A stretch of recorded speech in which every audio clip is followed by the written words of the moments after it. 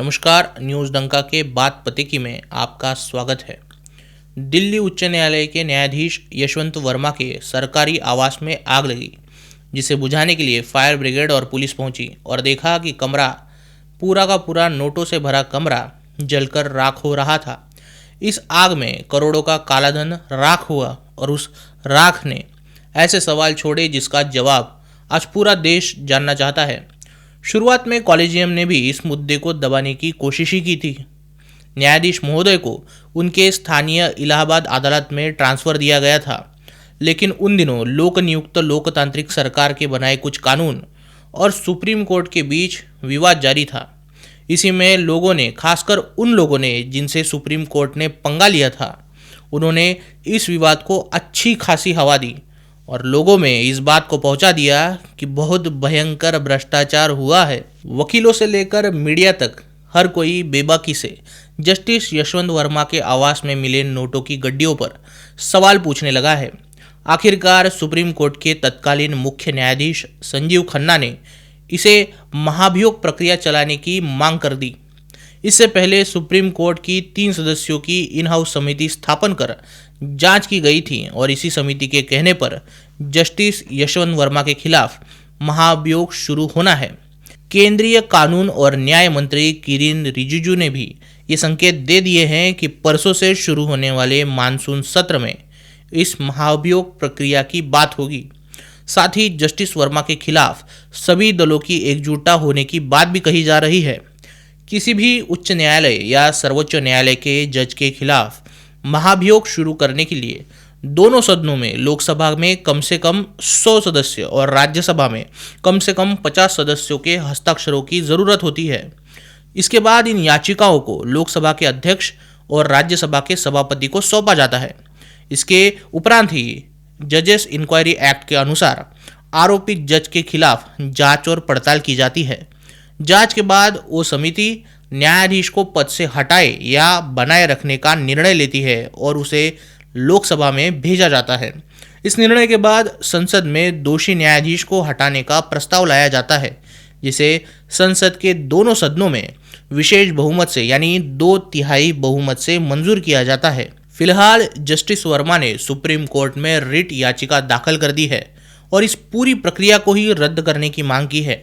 Justice Verma का ये आरोप है कि 3 न्यायाधीशों की ये जो इन हाउस समिति थी, उसने उनका पक्ष जाना ही नहीं, उन्हें अपना पक्ष रखने का मौका ही नहीं दिया गया और केवल निष्कर्ष निकाला गया।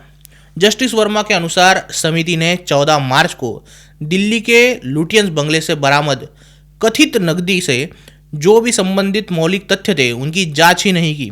उनका कहना है कि भले ही कुछ पैसे वहाँ मिले हैं, पर उसकी मालिकाना हक किसका है, उसकी प्रामाणिकता क्या है और परिस्थितियाँ कौन सी थी, इनको जाने बिना ही यशवंत वर्मा पर दोष मढ़ा जा रहा है।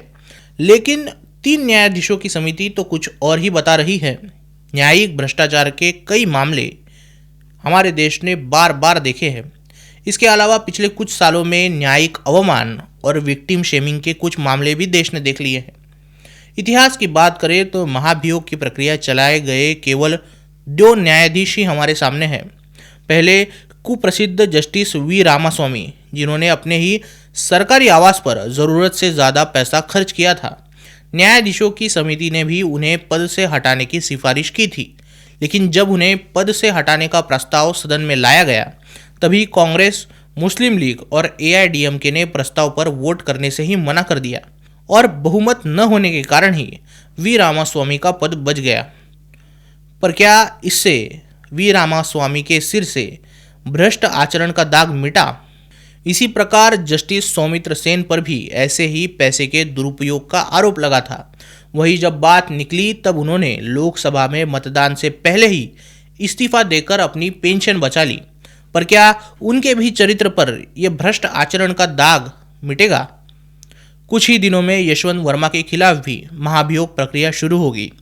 एक न्यायाधीश के आवास में, न्यायाधीश के कंट्रोल वाले आवास में करोड़ों की नोटों से भरकर कमरा होना कोई साजिश नहीं हो सकती।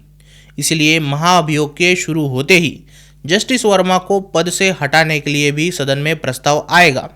सवाल बस इतना है कि रामास्वामी के पद को बचाने के लिए जैसे कांग्रेस बीच में आई थी, वैसे ही जस्टिस वर्मा को बचाने के लिए कौन सी पार्टी आएगी? खैर, अगर जस्टिस वर्मा का पद बच भी गया तो जस्टिस वर्मा के सिर से भ्रष्टाचार का दाग मिटेगा? आपको क्या लगता है? कमेंट सेक्शन में ज़रूर बताइए। वीडियो अच्छी लगी हो तो इसे लाइक कीजिए और न्यूज़ डंका हिंदी को सब्सक्राइब कीजिए। मिलते हैं अगले वीडियो में किसी नए मुद्दे के साथ। तब तक नमस्कार।